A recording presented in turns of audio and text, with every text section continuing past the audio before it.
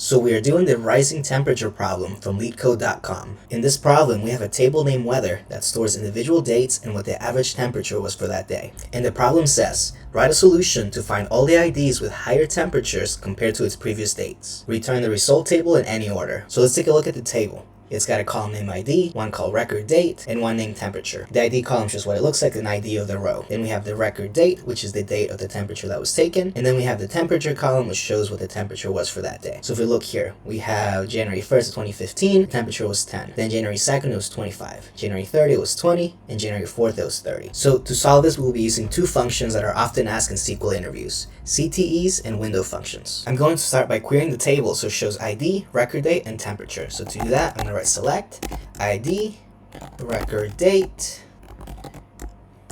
and temperature from weather. And let's run that. And it says wrong answer because we're not done yet, but I just want you to see what it comes out with. So it's basically the example table. It's got the temperature, the record date, and the ID. And now that we have this basic table, we need to identify the days where the temperature is higher than the previous day. So if we look here, January 2nd will be one, the temperature is 25, and the previous day was 10. Or January 4th, the temperature was 30, and the previous day was 20. So to do that, we're going to need the lag function, which we can add by typing lag. The lag function is used to access data from the previous row in the same result set. It allows you to compare values from the current row with the values from a prior row, based on the ordering specified with the over clause. So we're going to say lag temperature, as that is the column we're looking at, over order by record date. And we're going to call that previous temp. And I'm going to run that now.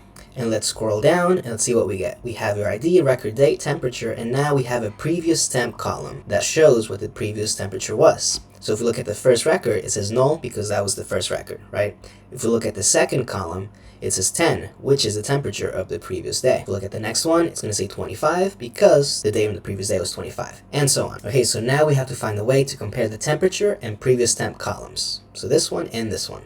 So to do that, we'll use a CTE or a common table expression. CTEs basically let you create a virtual table that only exists when you're running this query, and you can reference that table in a different query.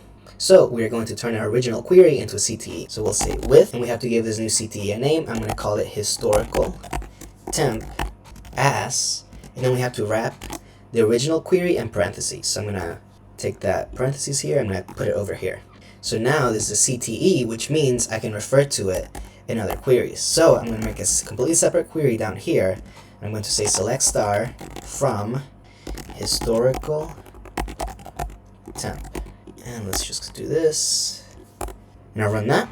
And we get the exact same result from before, which is exactly what we're looking for. So now all we need to do, we don't need to touch this anymore.